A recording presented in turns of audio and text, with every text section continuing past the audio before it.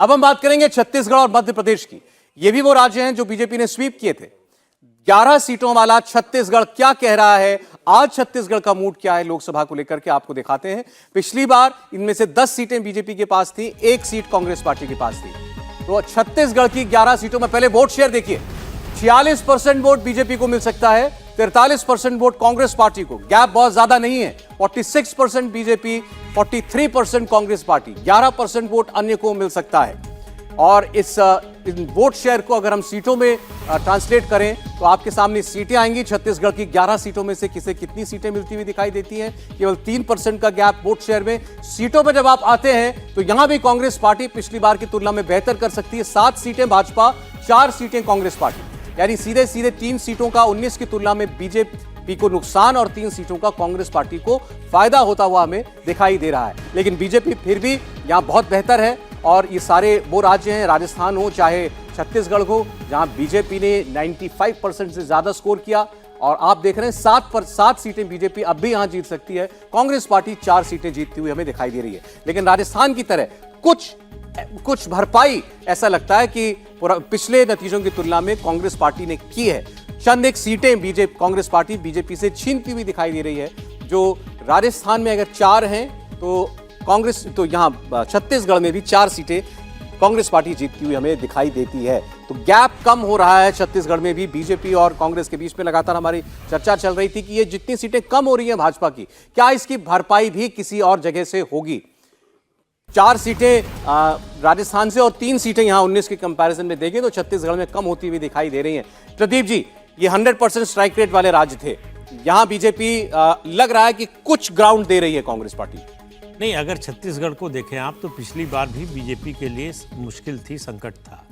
इसीलिए बीजेपी ने, संकट इसलिए था कि जो उसके सांसद थे उनकी एंटी इनकम्बेंसी बहुत ज़्यादा थी। तो बीजेपी ने अपने सारे सांसदों के टिकट काट दिए थे। तो उसके बाद जो है 11 में 10 सीटें जीती थी। इस बार क्या होगा, अब ये जो गैप कम हुआ है, ये एंटी इनकम्बेंसी सांसदों की है या राष्ट्रीय पार्टी से नाराज़गी है, इसका पता जब तक नहीं लगता तब तक अगर सांसदों से है तो टिकट काट कर उसकी भरपाई हो सकती है, अगर राष्ट्रीय पार्टी से है तो उसकी भरपाई बड़ी मुश्किल है। हालांकि समय है अभी 7-8 महीने का, लेकिन निश्चित रूप से बीजेपी के लिए वो स्थिति नहीं है जो 2019 में थी। बीजेपी को आप बढ़त दिखा रहे हैं लेकिन 2019 से कम। भावेश, देखिए, यहाँ पे 3 फैक्टर है जो बीजेपी के लिए नुकसानदायक है। जो पिछली बार 9 सीटें बीजेपी जीती थी। एक फैक्टर जो है बीजेपी के लिए, वहाँ पे लोकल लीडरशिप का थोड़ा सा क्राइसिस हो गया। पिछली बार 2019 में आप देखेंगे तो उसके आसपास रमन सिंह एक एक्सेप्टेबल फेस हुआ करते थे। फिलहाल आज की डेट में वो स्थिति नहीं है। बीजेपी का सेंट्रल लीडरशिप खुद ही कंफ्यूज शायद लग रही है कि उनको किसको आगे बढ़ाना चाहिए। तो एक फैक्टर वो है। दूसरा फैक्टर ये कि जो स्टेट गवर्नमेंट है कांग्रेस की, फिलहाल वो ठीक ठाक काम कर रही है, तो उसका एक एज उसको लोकसभा इलेक्शन में भी मिल सकता है। तीसरी फैक्टर ये है कि जो 9 इनके पास जो सांसद है उसका एंटी इनकम्बेंसी है और काफ़ी एंटी इनकम्बेंसी है। हो सकता है कि कैंडिडेट चेंज कर दे तो ये स्थिति बदल जाए, लेकिन वो काफ़ी कुछ डिपेंड करता है कि जो असेंबली का चुनाव होगा उस पर कैसा रिजल्ट आता है। वो तो आपने 7 सीटें राजस्थान और छत्तीसगढ़, इन 2 राज्यों से देखें तो आपने बीजेपी की कम कर दी है 19 की तुलना में। मैंने कम नहीं किया। राशिद साहब, छत्तीसगढ़ में कांग्रेस पार्टी 19 से बेहतर करती दिख रही है, 4 सीटें निकाल सकती है। जी देखिए सौरभ, मैंने जैसे कहा कि वो 19 में भी अगर जो बालाकोट वाला मामला नहीं होता तो हो सकता है कांग्रेस को 3-4 सीटें वहां मिल जाती। इसीलिए मैं बार बार कह रहा हूं कि अगर सामान्य चुनाव होगा तो 24 में नरेंद्र मोदी जी को काफ़ी समस्याएं होंगी। अभी तो हम बिहार, महाराष्ट्र, बंगाल और कर्नाटक की बात नहीं कर रहे हैं जहां भारी संख्या में सीटों का नुकसान हो सकता है, क्योंकि भाजपा को बहुत वहां पे भी अच्छी परफॉर्मेंस हुई थी, जो एक तरीके से हिंदी हार्टलैंड के बाहर के जो राज्य हैं। तो ये तमाम जोड़ घटाव बताता है कि देश का जो मूड है इस समय, वो नरेंद्र मोदी जी को एक बढ़त तो है लेकिन एक कंफर्टेबल बढ़त नहीं है। और छत्तीसगढ़ इसको बहुत साफ तौर से मतलब एक तरीके से रेखांकित करता हुआ नजर आता है। बार बार आपने भी, बाकी लोग भी बात करते हैं कि पुलवामा ने, बालाकोट एयर स्ट्राइक ने एक बड़ी जबरदस्त जंप दी थी बीजेपी को, नरेंद्र मोदी को। कोई आंकलन है कि आम चुनाव में और बालाकोट के बाद जो बनी परिस्थितियां थी, कितना मार्जिन आ गया उसके बाद?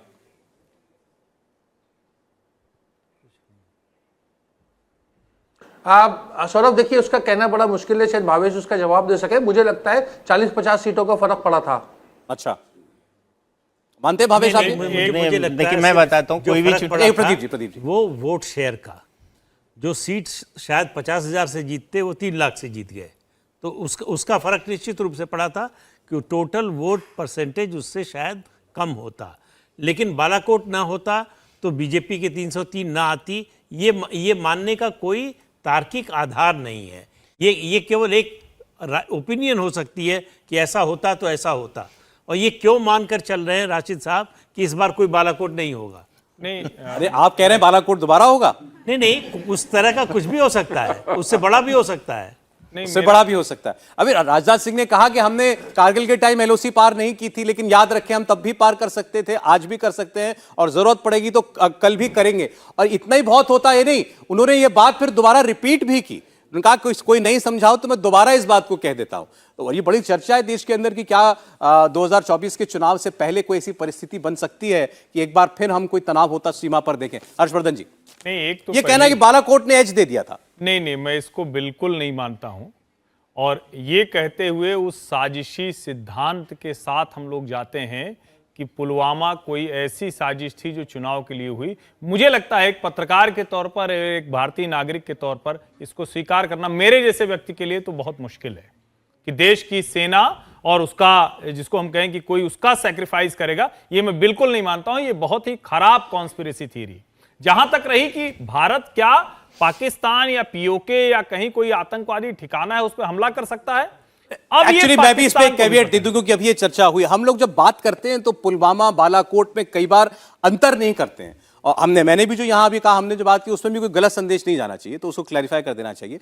ये चर्चा कि पाकिस्तान में घुसकर कोई कार्रवाई हो सकती है, ये प्रेमाइस नहीं है कि क्या हमारे यहां कोई दोबारा ऐसी कोई आघात हमको पहुंचेगा जिसका जवाब हम देंगे, वो बात नहीं होगी। जवाब ये कि क्या कोई कार्रवाई पीओके में या आतंकवादियों के लॉन्च पैड्स पर कोई ऐसी कार्रवाई क्या भारत इनिशिएट कर सकता है, ये बात जो पहले लगता था कि असंभव है। 26/11 के बाद हमने कुछ नहीं किया, सेना तैयार थी, जो ओबामा ने अपनी किताब में लिखा है कि भारतीय सेना तैयार थी, एक्शन करने के लिए सरकार एक समय तैयार थी, लेकिन कांग्रेस में ये राय बनी कि अगर ऐसा एक्शन हमने लिया तो इसका फायदा चुनाव में बीजेपी को मिल जाएगा, इसलिए कोई एक्शन नहीं लिया।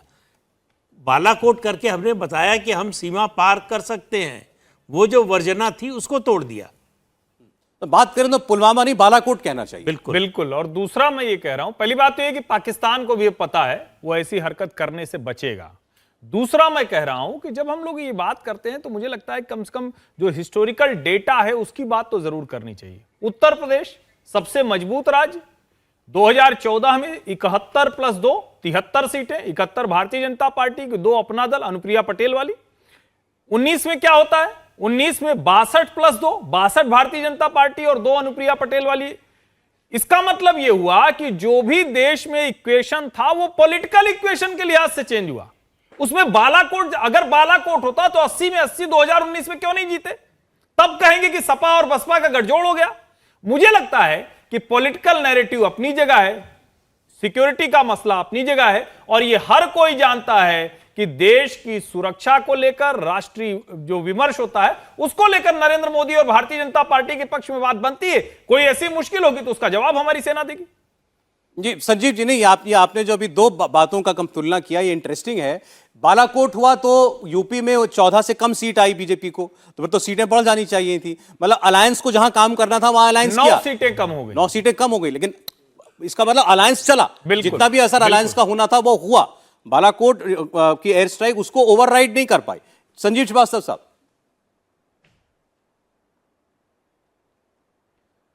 देखिए ये सब क्या ना इफ एंड बट की जो पॉलिटिक्स होती है और जो हम एक्स्ट्रापोलेट करते हैं कि ऐसा होता तो वैसा होता, ये सब बातें बड़ी मुश्किल हैं। लेकिन 2 बातें कम से कम ये तो मेरे पर्सनल अनुभव में और मेरी समझ के अनुसार तो बिल्कुल तय है कि बालाकोट एयर स्ट्राइक से और जो घुस के मारने वाली जो प्राइम मिनिस्टर की बात होती थी उस पे अमल होने से एक देश का नैरेटिव उस समय बदला। अब वो जैसे प्रदीप जी कह रहे हैं कि जो 3 लाख से जीते वो 50,000 से शायद जीतने वाले तो थे ही, लेकिन मेरा दूसरा तर्क उसमें ये है कि जब कोई चीज़ चढ़ती है तो उसके चढ़ने की कोई सीमा नहीं होती, और जब गिरती है तो गिरने की कोई सीमा नहीं होती बाय एंड लार्ज। तो वो अब वो बालाकोट की वजह से हुआ कि वो वैसे भी जीत रहे थे, ये तो एक एंडलेस बहस है, तो वो तो हो चुका। अब मुद्दा तो ये है कि जो बार बार राशिद कहते हैं कि सामान्य चुनाव हुए, मतलब उनका कहना है अगर कोई बहुत नाटकीय बात नहीं हुई ऐसी तो बड़ा कठिन चुनाव होगा। मुझे भी लगता है ऐसा हो सकता है। और सामान्य बात क्या नहीं हुई, आप सौरभ आप स्वयं इशारा करे जा रहे थे, बार बार बोल रहे थे भाई ये देश में बड़ी चर्चा है कि क्या होगा 2024 से पहले ऐसी घटना, और उसमें कोई कॉन्स्पिरेसी नहीं है जैसे हर्षवर्धन जी कह रहे थे कि कोई पुलवामा बालाकोट की बात लेके कोई साजिश की तरफ इशारा है या कोई कॉन्स्पिरेसी की, नहीं। एक इवेंट हुआ, उस पर जो भारत सरकार का रिएक्शन रहा, उसने देश को एक इमोशनल मुद्दा दिया, एक इमोटिव पिच दिया, राष्ट्रभक्ति की भावना ज्यादा भरी, उसका सीधा लाभ बीजेपी को मिला। अब इस बार अगर भारतीय सेना पीओके में घुस जाए और उसका कब्जा कर ले तो खत्म हो जाएगी ना ये सारी चर्चा। आप उनमें क्या बात करते रहेंगे, 330 3 की 330 हो जाएंगी। क्योंकि अगर कोई भावनात्मक मुद्दा आता है जिसमें पूरा देश एक डोर से बनता है, तो फिर ये सारी गुणा भाग, छत्तीसगढ़ में इनकी परफॉर्मेंस बघेल की कैसी है, अशोक गहलोत क्या कर रहे हैं, कर्नाटक में जीत गई थे सिद्धरमैया सर, ये सब बातें धरी रह जाती है। देन इक्वेशन अलग होती है। अब आपने जो सौरभ स्पेसिफिक बात की कि क्यों बालाकोट और उसके बाद भी आपकी 73 से 64 क्यों है, 62+2 वहां पे कम क्यों हुआ, इसका भी उत्तर मेरे पास नहीं है। लेकिन अलायंस था, एसपी बीएसपी जैसे दो जबरदस्त जो रीजनल पावर्स हैं उत्तर प्रदेश के, उनके अलायंस के बावजूद योगी मोदी जी की टीम का इतना अच्छा परफॉर्मेंस यूपी में, अब हम उसको किसका श्रेय दें, कम हो गया या इतना जबरदस्त वो ले आए ऐसे फॉर्मिडेबल ऑपोजिशन के बावजूद, ये भी एक पास्ट को एक्सट्रापोलेट करने की बात है। अब देखते हैं इस बार क्या होता है। और इस बार सामान्य चुनाव होते हैं जैसे राशिद कह रहे हैं कि होंगे तो कठिन होगा, या फिर कोई ऐसा इवेंट होगा जो ये गणित बदलेगा। ये एक कौतूहल का मामला है और उसके लिए हम आप भावेश किसी को कुछ नहीं मालूम है। तो अरे अच्छा, क्योंकि राशिद साहब ने बार बार एक सामान्य असामान्य वाली बात होती है ना चुनाव की, अरे जो अनौपचारिक राशिद साहब देश में चल रही आपने कहा, मैं आपकी बात का मतलब निकाल रहा हूं कि मतलब 19 का चुनाव बालाकोट एयर स्ट्राइक की वजह से असामान्य परिस्थितियों का चुनाव था, 24 का चुनाव आप मानते हैं सामान्य चुनाव था, 14 का चुनाव सामान्य था। जी जी, जैसे राशिद साहब 14 का चुनाव बिल्कुल सामान्य था और बदलाव का था, जैसे 1977 का चुनाव था। देखिए, जो मेरे मित्र हैं हर्षवर्धन त्रिपाठी, मैं एक स्पष्टीकरण देना चाहूंगा, ये कोई इसमें कोई आदमी कोई और बाल की खाल नहीं निकाल रहा है या कोई कॉन्स्पिरेसी देख रहा है। देखिए, कारगिल का हुआ, घुसपैठिए आ गए थे पाकिस्तानी, हमने उनको एक युद्ध जीता, उसको अटल बिहारी वाजपेयी जी को राजनीतिक रूप से लाभ हुआ। इंदिरा जी की हत्या हो गई, इंदिरा जी की हत्या हुई, उसका राजनीतिक लाभ उस समय कांग्रेस पार्टी के हुआ। ये तो कोई सिरफुरा ही कहेगा कि कोई इंदिरा जी की हत्या के पीछे भी कोई 71 में बांग्लादेश बना तो लैंडस्लाइड हो गया। इतना बड़ा देश है, इतनी सारी घटनाक्रम होता है। नहीं, बांग्लादेश का तो उससे पहले चुनाव हो चुका था। तो बांग्लादेश का युद्ध बाद में हुआ। देखिए, तथ्यों को हम रख रहे हैं। मेरा कहने का तात्पर्य सिर्फ ये है कि भावनात्मक मुद्दे पे एक वोटिंग पैटर्न जो है वो थोड़ा बदल जाता है। और ये जैसा मैंने 1984 की घटना का जिक्र किया, 1999 के चुनाव का जिक्र किया, इस तरह के चुनाव में भी हो चुका है। ये कोई 2019 का कोई ना कोई अपवाद था और ना कोई उसमें हमें कोई उस पर रहस्य ढूंढना चाहिए या कोई कॉन्स्पिरेसी एंगल हो। ये एक चीज जरूर मुझे एक भारतीय होने के नाते एक डिस्टर्ब करती है सौरभ, जिसका मैं जरूर उल्लेख करना चाहूंगा कि जो बात पीओके हमारा है तो उसको कब्जा करने के लिए हम चुनाव का इंतजार क्यों कर रहे हैं? ये राजनीति से प्रेरित बयान क्यों दिए जाते हैं? अगर पीओके को हम ले सकते हैं अपनी तरफ मिला, वो हमारे देश का हिस्सा है, तो आज और अभी क्यों नहीं? क्यों हम 24 की बात कर रहे हैं? तो ये सारी की सारी चीजें इसको राजनीतिक चश्मे से नहीं देखनी चाहिए। ये तो एक हमारा हक है, वो हमें मिलना चाहिए। ये कहना कि इसका इमोशनल असर होता है, उससे डायनेमिक्स बदल जाती है चुनाव की। हम कारगिल जीते, उसके बाद चुनाव हुआ, तुरंत चुनाव हुआ और उसका नतीजा क्या हुआ? बीजेपी की सिर्फ एक सीट बढ़ी थी, 181 से 182 हुई, उससे ज़्यादा कोई फायदा नहीं हुआ। अगर उस कारगिल युद्ध के कारण एक सीट मिली तो आप अंदाज़ा लगा लीजिए कितना इम्पैक्ट था। और कारगिल युद्ध के बाद उत्तर प्रदेश विधानसभा का चुनाव हुआ, बीजेपी नंबर 1 से नंबर 3 हो गई। तो ये कहना कि जो है इस तरह के एक्शन का फायदा होता है, ये मतलब अनुमान तो कोई कुछ भी लगा सकता है, लेकिन जो घटना हो चुकी है उसकी अगर तुलना करें आप, और हम सब ये सारी बातें क्यों कर रहे हैं प्रदीप जी, अभी हुई इसको थोड़ा सा और पर्सपेक्टिव में रखने के लिए कि अगर 19 के चुनाव की बात हो रही है, बालाकोट एयर स्ट्राइक ना होती, हमने क्योंकि उसका पाकिस्तान को जवाब ना दिया होता, तो बीजेपी कांग्रेस में इतना गैप ना दिखाई देता हमें। हम ये बात कर रहे हैं ना कि कांग्रेस देखिए 4 सीट छत्तीसगढ़ में, 4 सीट हमको राजस्थान में लेती हुई दिख रही है। नहीं, जो सुपड़ा साफ हुआ वो ना होता। नहीं, मुझे लगता है सौरभ जी, देखिए हम लोग राजनेताओं को उनके काम का आकलन करना बंद कर देते हैं। हम ये कह रहे हैं कि एक घटनाक्रम हुआ, इस देश के हर नेता का पूरा जो भी उसका आधार था, जो भी उसकी अपील थी, वो खत्म हो गई। क्या कोई अपील थी क्या कांग्रेस की किसी नेता की? कोई है? कोई इस पूरे पैनल में कोई कह सकता है कि 2019 में कांग्रेस का कोई नेता है जिसकी वो अपील थी? और अगर वो अपील नहीं थी तो आप किस बूते पर ये उम्मीद कर रहे थे कि नरेंद्र मोदी को हटा देंगे? कोई आधार होना चाहिए ना। ठीक है, बालाकोट या कोई भी कभी होगा, देश की कोई भी सरकार रहेगी, सेना दूसरे देश को अगर कोई जिसको कहते हैं कि हिमाकत करेगा तो उसका जवाब देगी। नेशनल नैरेटिव हमेशा सरकार के साथ होगा। लेकिन ये कहना कि उसकी वजह से सरकार बन गई, मुझे लगता है बहुत ज्यादा। वो ये तो कह नहीं रहे कि 150 सीट आती है भाजपा की। उन्होंने भी कहा 300 नहीं आती, शायद 220 आती। अब देखिए ये वाला आंकड़ा तो इसके लिए तो मतलब कोई बहुत जो आजकल चल रहा है ना ज्ञानवापी सर्वे के लिए, वो क्या है, पेंट्रेटिव ग्राउंड पेंट्रेटिव रडार टेक्निक, तो वो नीचे तक जाकर वो कैमरा खींच लाता है। तो वही वाली टेक्निक लगानी पड़ेगी, कितनी सीटें कम होती कितनी ज्यादा। अब सामान्य चुनाव का बदलाव समझ चुके हैं। आज की नॉर्मल कोई ऐसा मुद्दा ना आ जाए, ऐसा कोई बड़ा इवेंट ना हो जाए जो देश को बिल्कुल एक सिरे से बांध दे, एक सूत्र में बांध दे, जैसा बालाकोट एयर स्ट्राइक था। तब उस आधार पर उनका आंकलन यह है कि कांग्रेस पार्टी को बेहतर करना चाहिए, जहां डायरेक्ट कॉन्टेस्ट है बीजेपी के साथ। बिल्कुल, मैं अभी छत्तीसगढ़ का डाटा देख रहा हूँ। देखिए, कांग्रेस को 4 सीटें दिखा रहे थे जब छत्तीसगढ़ बना था 2000 में। उसके बाद सबसे बेहतर प्रदर्शन कांग्रेस का ये माना जा सकता है। लेकिन एक इंटरेस्टिंग चीज़ें भी है छत्तीसगढ़ को लेके। देखिए 2019, 2014 और 2019 के जो चुनाव हुए थे छत्तीसगढ़ में, दोनों ने, भारतीय जनता पार्टी ने और कांग्रेस ने, दोनों ने अपना वोट बैंक डबल कर लिया था। भारतीय जनता पार्टी ने 25 से बढ़ा के 50 किया था और कांग्रेस ने 20 से बढ़ा के 40 किया था। तो दोनों का वोट बैंक डबल हुआ था। लेकिन छत्तीसगढ़ में एक और फैक्टर है, लास्ट टाइम अजीत जोगी बसपा के साथ मिलकर चुनाव लड़े थे और बसपा का वहाँ से 2 से 3% का वोट बैंक है। अजीत जोगी का भी वहाँ जमीन पे असर था। अब अजीत जोगी वहाँ पर नहीं है।